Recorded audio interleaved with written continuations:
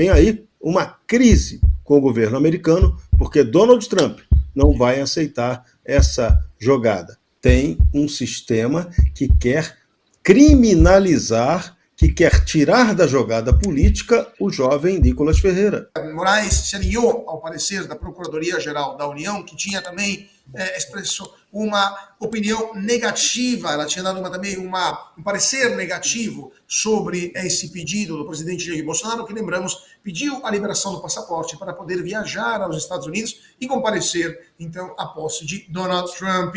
Com isso, quem vai representar o presidente Bolsonaro será a ex-primeira-dama Michele Bolsonaro, mas lembramos que essa decisão do ministro Alexandre de Moraes contrasta com casos anteriores em que o Supremo Tribunal Federal liberou viagens internacionais para condenados, inclusive para o próprio Lula, quando estava recorrendo em liberdade após várias condenações. Não sei se temos aqui algumas imagens que relembram esses casos, quando o Supremo Tribunal Federal, aqui temos o Supremo Tribunal Federal, em 2023, permitiu que o condenado da Lava Jato por corrupção pudesse viajar fora do país. O Supremo Tribunal Federal também liberou viagens de bicheiros condenados ao exterior no passado tivemos também casos em que personalidades que não ocupam cargos públicos, como a primeira-dama Janja da Silva, fosse enviada como representante do governo brasileiro nas Olimpíadas de Paris, enquanto a negativa do ministro Moraes traz como parte da motivação o fato de que o ex-presidente Jair Bolsonaro não teria nenhum cargo público, então essa decisão, essa negativa seria porque não havia interesse público, segundo Alexandre de Moraes, nesta participação à posse de Donald Trump. Bom, iniciando então os nossos comentários. Antes disso, não sei se temos também o presidente Bolsonaro falando sobre quem vai participar no lugar dele na posse de Trump. Não sei se temos o vídeo aí, vamos dar uma olhada. O que eu posso adiantar para você, que é uma boa notícia também, seria a primeira mão, no sábado de manhã, aqui do aeroporto de Brasília, tem um voo para os Estados Unidos. A minha esposa irá para lá. Estava convidada, juntamente comigo, ela vai fazer a sua parte. Tenho conversado com alguns próximos do presidente Trump. Ela vai ter um tratamento bastante especial lá, pela consideração que o presidente Trump tem para comigo.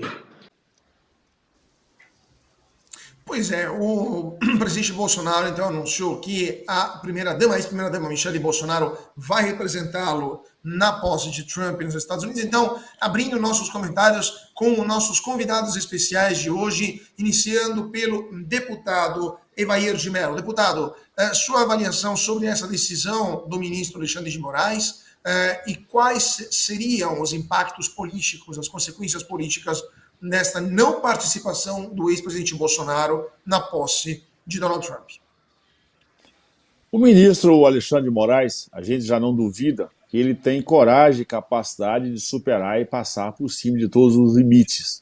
Limites legais, limites morais, e agora com essa decisão, uma decisão muito rasa da justificativa do Bolsonaro não poder ir à posse do Trump, na verdade, mostra também uma falta de responsabilidade do que representaria a presença de Jair Bolsonaro na posse do Donald Trump, que, na verdade, um convite oficial do presidente dos Estados Unidos é algo que não pode se negar. Aliás, tem que se fazer um esforço sobre-humano para estar presente, afinal de contas, tendo em vista não só as relações comerciais, mas a importância que o Estado americano tem nas relações diplomáticas no mundo todo. A força e a presença até moral do presidente Donald Trump. Você vê que nós vamos tratar desse assunto possivelmente, esse acordo lá para suspender a guerra na faixa de Gaza, tem uma pressão moral sim, ele sabe, vamos dizer assim, tem que ter calma e cautela, porque o Trump, estando na posse do governo americano, tem muita presença e força e poderia tomar uma decisão ainda mais dura, e por isso já tem a suspensão desse conflito.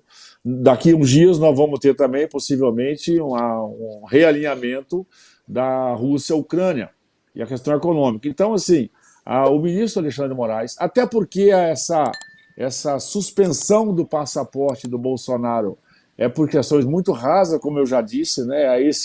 Ele tem processo de investigação que nem foi ainda, vou dizer, nem é investigação oficial, são denúncias, ainda está na fase de denúncias que ele enfrenta, porque a Procuradoria ainda não fez a manifestação oficial ainda daquilo que está sendo denunciado ou responsabilidade do presidente Bolsonaro.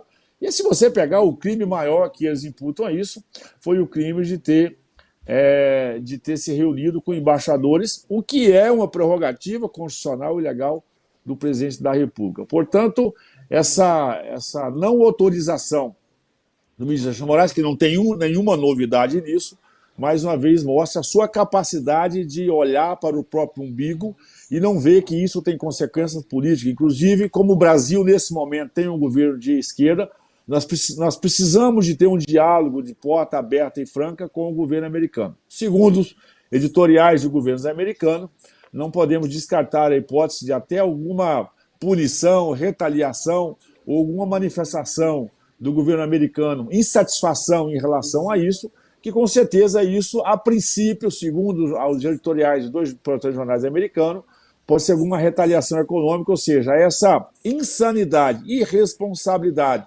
dessa decisão, desse inconsequente Alexandre de Moraes, com certeza vai aumentar a fatura para todos os brasileiros, tendo em vista a importância que tem nas nossas relações comerciais. Então, sensibilidade o Alexandre não tem, né? Ele tem se mostrado realmente, parece, ele tem esse espírito vingativo, espírito policial dele, de fazer todo o processo, isso está mais do que faltado aqui, e com certeza nós teremos consequências muito sérias, perdemos a grande oportunidade, né, de ter essa boa interlocução. Mas que bom que o presidente Jair Bolsonaro, então, tem na confiança na Michele Bolsonaro, que estará lá ao lado de diversos outros parlamentares, principalmente o deputado Eduardo Bolsonaro também está lá, e que eles possam, de certa forma, então, cumprir esse papel, esse vazio que vai deixar essa urgência, o que, na verdade, mancha a história da diplomacia brasileira.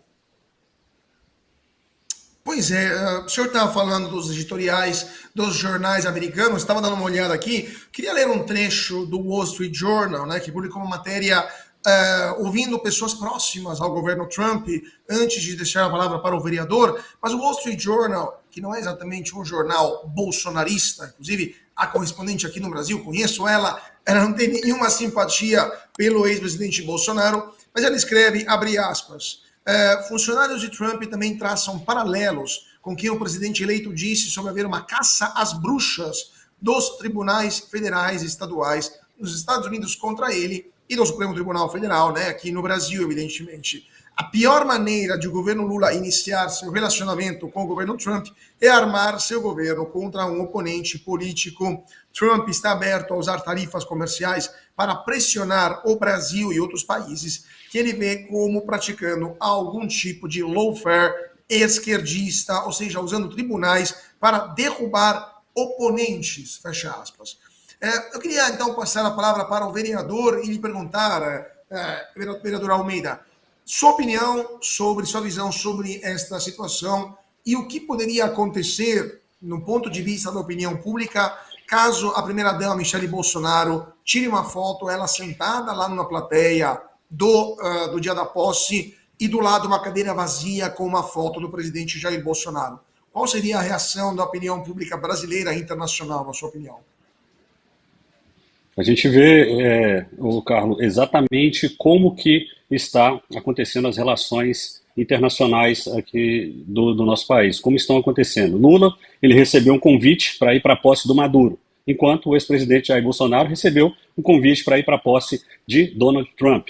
Lembrando que, a exemplo daquilo que você já disse, Marco, a gente teve aqui, na época que o Lula ele estava condenado e, na verdade, ele estava respondendo por 8 processos nas costas e viajou para encontrar o Papa naquele momento. E não teve nenhum tipo de retaliação, não teve nenhum tipo de problema em relação ao STF. A gente vê que o ex-presidente Jair Bolsonaro não tem nenhum tipo de condenação, assim como o deputado muito bem mencionou, e a gente vê que justamente é um absurdo voltado pela caneta de um ministro que não tem nenhum compromisso com a verdade ou com o direito constitucional, mas sim com a sua própria vaidade, o seu próprio ego. Qual que foi a condenação de Bolsonaro e o que justificaria ele não participar desse ato. A gente sabe da importância disso. Pouquíssimos líderes são convidados. Na verdade, é algo que está até sendo uma novidade nos Estados Unidos, porque anteriormente outros líderes de outros países não eram convidados para esse tipo de cerimônia. E agora, nesse momento, onde o presidente Donald Trump abre essa possibilidade para convidar esses líderes, a exemplo de Milley, de Bukele, enfim, e outros, e convida também o ex-presidente Jair Bolsonaro, a gente tem uma negativa não somente do STF, mas sim de um ministro que se sente Deus aqui na nossa terra, corroborando com aquela informação que Mark Zuckerberg noticiou quando ele foi falar dos abusos e dos excessos que a sua rede social, que a Meta havia vindo sofrendo, disse que aqui na América do Sul existem tribunais secretos, e esses tribunais secretos, com toda certeza, ele estava querendo dizer sobre as decisões terríveis do STF em relação à questão da censura. Os corruptos, eles podem pegar os seus passaportes e viajar tranquilamente, mas Bolsonaro não pode. Infelizmente, essa é a realidade do nosso país por conta da caneta de um juiz que se sente Deus. Jorge Serrão, eu estava dando uma olhada aqui também nas reações nas redes sociais da política americana. E temos aqui o perfil Twitter oficial do Comitê de Política Externa da Câmara dos Deputados, que é o comitê de maioria, né? Ou seja, os deputados que fazem parte do Partido Republicano, que fazem parte, né, do Comitê de Política Externa, escreveram, comentando uma notícia da Associated Press, da agência Associated Press, que Jair Bolsonaro, estou lendo aqui, é um amigo dos Estados Unidos e um patriota. Ele deveria ser permitido para ele poder participar da inauguração do presidente Donald Trump. Ou seja, deputados americanos que se interessam, que trabalham com questões de política externa, sabem o que está acontecendo. Na sua opinião, isso é o prelúdio para algum tipo de intervenção maior do presidente Trump após o dia da posse? Com certeza, isso é a sementinha de uma crise diplomática que pode ter extrema gravidade. O Supremo Tribunal Federal e a Procuradoria-Geral da República deram a Jair Bolsonaro o status de prisioneiro, é isso que ele é, um prisioneiro no Brasil sem ter sido processado nem condenado. Ele ainda não foi processado no caso do 8 de janeiro. Embora hoje o próprio presidente Luiz Inácio Lula da Silva tenha voltado a afirmar que todos aqueles que são apontados como participantes e organizadores do 8 de janeiro são criminosos que merecem condenação porque não amam a democracia e atentaram contra ela. Foi o argumento que Lula repete à exaustão, como aquela mentira que a gente vai ter que aceitar goela abaixo. Só que o Brasil e o mundo não estão aceitando esse tipo de mentira. Então, Bolsonaro, tecnicamente, é um prisioneiro. Não pode sair do Brasil. Tem o seu passaporte retido em decisão ratificada pelo ministro Alexandre de Moraes. E a gravidade da decisão é que o próprio ministro Alexandre alegou que não estaria concedendo o passaporte a Bolsonaro por dois motivos. Primeiro, seguindo o argumento da Procuradoria-Geral da República de que não seria relevante fazer isso na medida em que Bolsonaro não estaria representando o interesse público ou o governo brasileiro nesse tipo de evento. Estaria apenas atendendo ao interesse particular dele.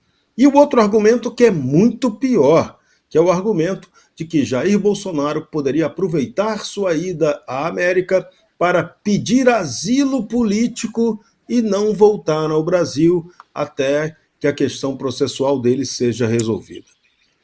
Durante todo momento, sempre, Jair Bolsonaro nunca demonstrou nenhuma vontade de sair do país, de pedir asilo em lugar nenhum e sempre se colocou à disposição para se defender daquilo do qual está sendo acusado injustamente. Tentativa de golpe de Estado para tomada do poder. Jamais. Jair Bolsonaro o tempo todo foi o cara até que arrumou oposição dentro de seu próprio governo, dentro do chamado ramo bolsonarista, quando ele insistia que é preciso jogar dentro das 4 linhas da Constituição e que ele sempre faria e sempre fez isso. Isso incomodou muita gente. Então, Bolsonaro pode ser chamado, acusado do que quiserem chamar, menos de golpista, menos de jogar contra a Constituição. Então, agora vem aí uma crise com o governo americano, porque Donald Trump não vai aceitar essa jogada. Então, podem prever aí trumpicadas para o lado do Brasil, possíveis sanções econômicas e entender uma coisa, é preciso entender uma coisa. Dia 20 de janeiro, o Lourão está chegando na Casa Branca. O efeito da posse dele será tsunâmico. E junto dessa onda, quem vem com ele é o famoso Aquaman de Mambucaba. Pode anotar. Vamos ver, então, a partir do dia 20 de janeiro, o que vai acontecer. Falando em crise, agora vamos falar da crise do governo brasileiro. Após essa surra, 300 milhões, aliás, mais de 300 milhões de visualizações do vídeo do deputado Nicolas Ferreira, que obrigou, basicamente, o governo Lula a retirar esta portaria da Receita Federal sobre o monitoramento das contas dos brasileiros. Hoje, o presidente Lula assinou uma medida provisória que garante a gratuidade do Pix, reforça algo que é já notório, né? O Pix já é gratuito, todo mundo já sabia disso, né? E, ao mesmo tempo, a Advocacia Geral da União está avaliando ações contra parlamentares que teriam gravado conteúdo contrário à medida da Receita, essa portaria da Receita. Mas também tivemos episódios bastante grotescos, com o próprio ministro Fernando Haddad dizendo que desacreditar e atacar medidas públicas seria crime, frase que foi repetida, usando exatamente as mesmas palavras, pela jornalista, a essa altura do campeonato, militante, blogueira da Globo News, Eliane Cantanhede, que usou exatamente as mesmas palavras. Vamos ouvir. Dizer, administrativo, né, burocrático, né, que isso virou uma arma na mão da oposição e que a previsão era de que haveria uma guerra no Congresso, e uma guerra difícil de você ganhar num Congresso que tem sido hostil, com um Congresso com uma maioria de oposição, tudo tem que ser negociado, emenda, então era mais, vamos dizer assim, prudente recuar. E aí o Haddad, inclusive, lembra o seguinte, né, olha só, o Donald Trump, quando foi eleito agora, ele teve 5 milhões de visualizações, e o deputado Nicolas Ferreira, de Minas Gerais, do PL de Minas Gerais, conseguiu mais de 150 milhões de visualizações ao criar insistir nessa história de taxação, de PIX, enfim, desqualificar. E aí há uma pressão que é de partidos políticos, mas que encontra eco dentro do governo para criminalizar essa posição, essa desqualificação que o Nicolas Ferreira fez. Por quê? Porque você desacreditar, né, atacar medidas públicas é crime. É crime aonde? Eliane Cantanhede, digo isso como jornalista. Mas eu queria passar a palavra, então, para o deputado. Aliás, não, temos mais um vídeo do Carlinhos Maia defendendo o Nicolas Ferreira. Então, antes de passar a palavra para o deputado, vamos ouvir o Carlinhos Maia. Lá no Brasil, o vídeo do menino falando do Pix, achei maravilhoso, entendeu? Porque cobrar do Pix não existe, vai pobre, entendeu? Certo é certo, errado é errado, cobrar do Pix não existe. Entendeu? Já tá lascado, com o do Pix já era. Entendeu? Achei maravilhoso, viralizou. Muito bem. Isso é uma coisa importante, isso é uma coisa legal. Independente de ser esquerda, direita, central. Amei, arrasou. Ele e mais 300 milhões de visualizações. Deputado, sua opinião sobre essa capitulação do governo Lula e quais serão os efeitos políticos disso, mas também o senhor prevê uma nova perseguição à oposição após essa humilhante derrota que o governo sofreu? Olha, primeiro deixar muito claro, eu tenho dito isso desde que esse governo teria assumido, que não tem governo. O governo não tem base, ele tem uma base gelatinosa que opera no dia a dia, mas a base do governo não é sólida, ela não é programática, ela não é pragmática. O governo é muito frágil. Além de frágil, é ruim, né? Isso mostra aí a própria economia. Hoje, os jornais alemães e a imprensa alemã, deixando muito claro, pedindo aos empresários alemães para não investir no Brasil, dado a instabilidade, principalmente econômica. E agora, com esse lawfare, né, com esse ativismo judicial que o Brasil enfrenta, isso piora ainda mais a nossa realidade. O governo, que está aí se arrastando, né, é um governo de cooptação, não é um governo de coalizão, igual eles pretendiam, essa base ampla ela não existe. Infelizmente, essa blogueira que você passou o vídeo dela aí agora, né, ela é uma infeliz, parece que está vivendo em outro planeta. Ela tenta justificar o próprio fracasso do seu veículo de comunicação, que no passado, né, todos nós aqui um dia já fomos orientados, né, pelos jornais globais, né, pelas ações globais, e hoje o impacto disso é zero na vida das pessoas, e você olha aí, quando ela, inclusive, de uma maneira jocosa, né, o deputado Nicolas do estado de Minas Gerais, tipo assim, meio que, de onde que é esse menino, né, desculpa a expressão aqui, na palavra dela, né, comparando o Trump, que teve 5 milhões, e o Nicolas, 150, já passou de 300 milhões, né, da força de comunicação. Isso mostra que a direita brasileira, a verdade, a transparência, a retidão, conversar com os brasileiros, nós aprendemos a fazer isso. O deputado Nicolas é a mais pura expressão, né, dado pela sua capacidade de oratória, a sua credibilidade, a sua expressiva votação. Lembrar que Nicolas vem de um estado conservador, né? Minas é um estado conservador, Minas é um estado que preserva tradições e valores inquestionáveis de família, valores cristãos. Então o Nicolas não representa só alguém que é bom de voto e muito voto. O Nicolas representa, a gente sabe, a história de Minas Gerais, né? A história dos grandes mineiros, e com certeza o deputado Nicolas, com a sua pouca juventude, já se coloca ao lado dos grandes mineiros que um dia foram tão importantes para construir esse país. E o governo completamente perdido, batendo a cabeça, né? Quando o governo edita uma medida provisória para justificar aquilo que não há necessidade, porque se tem essa confiança e credibilidade, mostra mais uma vez que realmente tinha um interesse subentendido. Em Brasília, eu disse isso hoje numa reunião mais cedo, nada é por acaso. Você pega os números do PIX, essa confusão que o governo arrumou, dessa hipotética insegurança sobre a operação do PIX, ela reduziu nesses dias 15% as movimentações de PIX.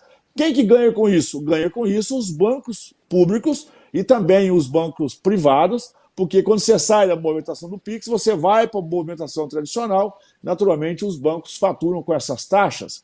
O número levantado do PIX economizou em tarifa só de PIX no Brasil no último período algo em torno de 30 bi. Claro que os bancos estão desesperados, precisam de acabar com essa facilidade, porque eles precisam de aumentar os seus faturamentos. E os números do PIX são números impressionantes. É preciso, eu sempre acompanho isso.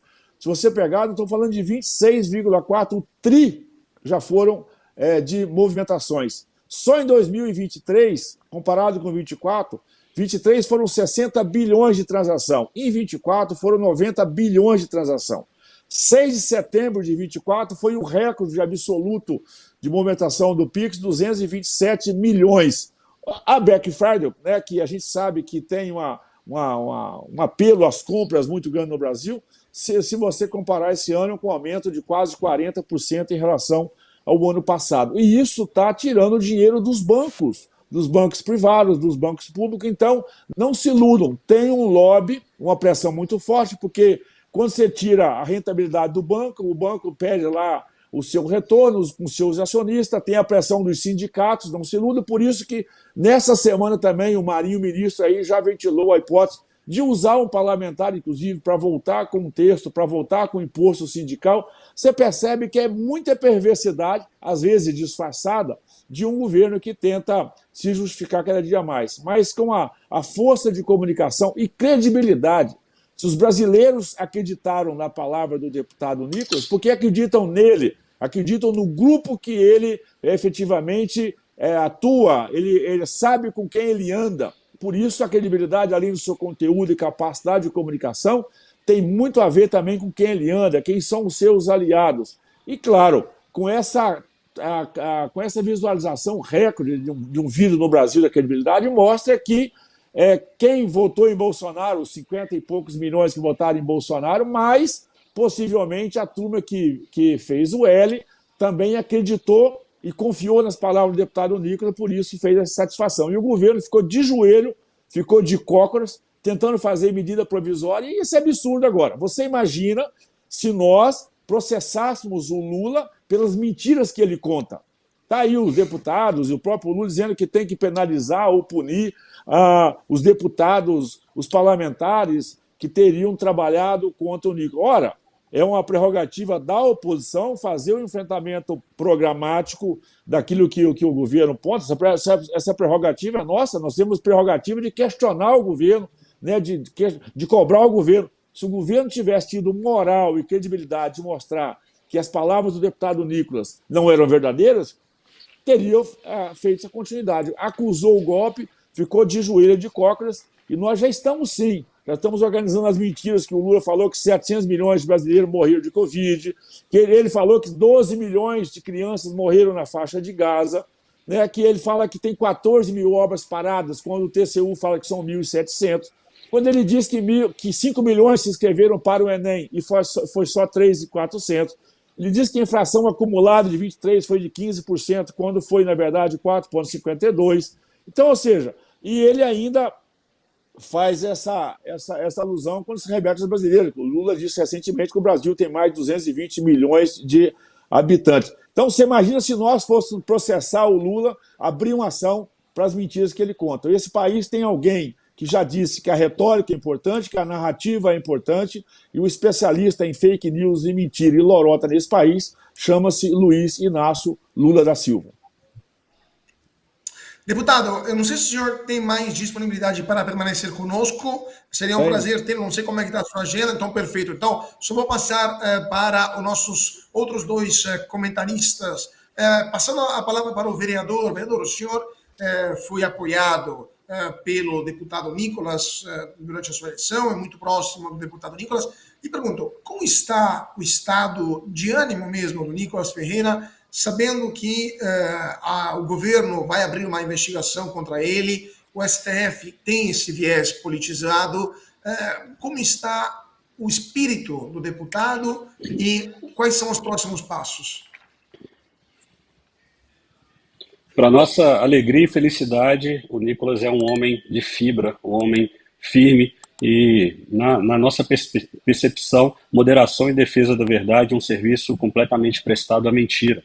Então, enquanto um governo corrupto, um governo mentiroso está te criticando, está te atacando, a gente tem que receber isso com alegria. Então, a nossa vida não é só medida por quem nos aplaude, mas também por quem nos critica. Então, se esse tipo de governo está sendo um balizador, está sendo um alvo e tem criticado as nossas ações, a gente pode saber que nós estamos no caminho certo. E assim como o deputado bem disse aí agora, né, deputado, não importa o que é dito, mas quem diz aqui no nosso país. Porque se a gente fosse, de fato, criminalizar todas as mentiras que o PT, todas as mentiras que o governo, que o Lula, que o Haddad já falaram aqui pra gente, com toda certeza não haveria mais espaço nas prisões do Brasil para conseguir alocar todas essas pessoas. E só lembrando, pessoal, sobre essa questão, quem fez o pedido, a AGU, foi o famoso Bessias, né, que era o garoto de recados, o office boy da Dilma, aquele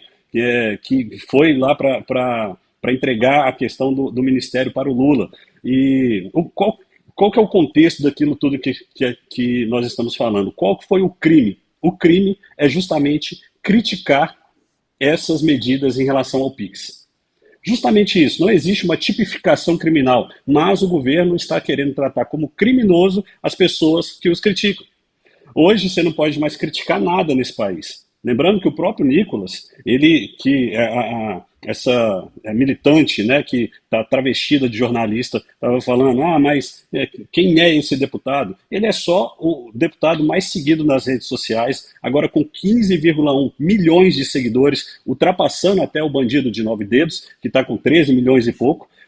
Ontem ele conseguiu bater essa marca histórica e agora só perde para o ex-presidente Jair Bolsonaro.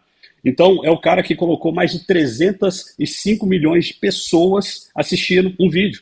E não é 305 milhões de pessoas que têm um pensamento de direita, 305 milhões de pessoas que que votaram nele ou que votaram no Bolsonaro. Não.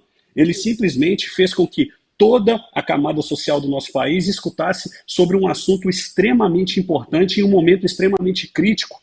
Ele teve essa ideia, gravou o vídeo com um fundo preto, de chinelo e uma camisa preta, e ainda está sendo acusado pelos detratores aí de ter participado de algum tipo de elucudação junto a marqueteiros do Bolsonaro. O que de fato não aconteceu, com todo respeito aos marqueteiros do PL, e que a gente tem um apreço e conhecemos eles, mas o Nicolas ele gravou esse vídeo sozinho, ele escreveu esse vídeo sozinho e simplesmente disse aquilo que estava no seu coração, direcionado ao povo brasileiro. E por conta da sua verdade, assim como muito bem o deputado disse, por conta da verdade dos fatos, não é uma questão de marketing. É uma questão da verdade dos fatos. As pessoas foram alcançadas com esse vídeo e conseguiram, através dele, abrir os olhos. Nós fizemos algo histórico nesse país, através de um vídeo. Às vezes as pessoas criticam a atuação dos deputados e parlamentares, né? A nossa atuação aqui, eu já fui acusado de ser um vereador TikTok, apesar de ter assumido, não tem nem um mês, eu já fui acusado de ser um vereador do TikTok. Mas, de fato, esses vídeos eles são extremamente importantes para a manutenção da democracia do nosso país, porque é a oportunidade onde a gente tem, através das redes sociais, de falar exatamente a verdade. E enquanto a gente tem um governo, assim como a exemplo desse governo, que vem cheio de meias-verdades, que a gente sabe que uma meia-verdade é exatamente uma completa mentira, a gente tem as redes sociais para defender os nossos posicionamentos e para defender, de fato, a verdade. Agora, eu estou extremamente curioso para saber quais serão essas ações contra os críticos e os detratores do governo. A gente sabe que, após essa pulverização desse vídeo, onde eu, particularmente, eu estava cortando o cabelo 8 horas da manhã no dia 15, ontem, e o assunto no cabeleireiro era exatamente esse vídeo. Eu tive a oportunidade de estar em outros lugares também, pela manhã, e as pessoas conversando e falando, esse vídeo, falando do Nicolas, falando que esse vídeo, esse menino não vai deixar o governo fazer nada com a gente em relação ao Pix, ou seja, nós conseguimos atingir todas as camadas da sociedade aqui no Brasil. E isso é o que o PT mais temia, alguém que consegue falar a verdade e consegue alcançar todos os públicos, aonde eles mesmos estão com muita dificuldade de fazer isso. Mais uma vez, moderação em defesa da verdade é um serviço prestado à mentira. E nós estamos aqui com os nossos posicionamentos, vamos ficar firmes, vamos continuar combatendo o mal aqui nas redes sociais, combatendo a esquerda em prol do nosso país. Perfeito. Jorge Serrão, sua opinião sobre isso? Está dando uma olhada aqui num deputado federal, também de Minas Gerais, que disse que vai propor uma abertura de uma CPI para investigar bolsonaristas que, segundo ele, teriam praticado crimes contra a economia popular. Não vou ler o tweet porque não merece, mas eu queria lhe perguntar, vocês imaginam quem que é esse deputado de Minas Gerais? Sua opinião sobre esse caso? Os amigos de Minas, me perdoem aí. Qual que, com todo respeito a Minas Gerais, diferente da Cantanhede, que foi muito desrespeitosa com o estado de Minas Gerais, que foi importantíssimo para o Brasil. A sua opinião sobre o que vai acontecer, quais serão os próximos passos desta situação política no Brasil? Serrão? A gente tem que prestar atenção. Nicolas Ferreira já é um parlamentar que é processado no Supremo Tribunal Federal por ter chamado o presidente Lula de algo que Lula não gostou de ouvir. E aí está lá, Nicolas está sendo processado. O caso está com o ministro Luiz Fux, que ainda não determinou o que vai fazer. Propuseram um acordo de persecução penal ao Nicolas e ele, sabiamente, corretamente, constitucionalmente, não aceitou. Porque o artigo 53 da Constituição permite dar a ele total liberdade para falar o que tiver que ser dito. A palavra dele está protegida constitucionalmente. Então, esse processo não cabe. Mas fica evidente o quê? Tem um sistema que quer criminalizar, que quer tirar da jogada política o jovem Nicolas Ferreira. Esse que é o ponto que tem que ser enfocado claramente. E isso que aconteceu agora, esse fenômeno, confirmou mais ainda duas coisas. Primeiro, o sistema de poder no Brasil vai ter que eliminar o Nicolas de qualquer jeito, porque o Nicolas é uma ameaça para esse atraso, para essa oligarquia rentista medieval que manda no Brasil. E o segundo ponto, Nicolas tocou na questão exata, uma grande barbaridade que foi essa instrução normativa da Receita Federal, que tem que suscitar um outro debate do Congresso Nacional. O Brasil, há décadas, ele é administrado economicamente por instruções normativas da Receita Federal, que não tem força de lei, não são leis, mas acabam funcionando como se fossem. É uma armação dos sucessivos governos que utilizam a Receita Federal com esse objetivo. Então, esse é um tema que tem que ser debatido claramente. A arrecadação, o que tem que ser dito sobre a arrecadação, tem que ser tratado como legislação e não como essa instrução normativa que é uma mania burocrática tupiniquim que atazana a vida de empresas e de pagadores de impostos. Esse é um ponto importante. Outro fator que a gente tem que lembrar é que, se hoje o ministro Fernando Tachad quisesse aumentar a arrecadação do governo, ele poderia tomar uma medida que geraria uma arrecadação milionária. Vamos taxar cada mentira contada pelo presidente da República. O Estado brasileiro vai arrecadar trilhões, vai resolver todos os seus problemas econômicos se fizer isso. Você quer saber tudo o que acontece hoje no Brasil? Então você tem que assistir ao Braddock Show, o programa que fala de tudo e deixa você informado sobre tudo o que acontece no Brasil e no mundo. Clique aqui e siga o Braddock Show. Palavra de super-herói.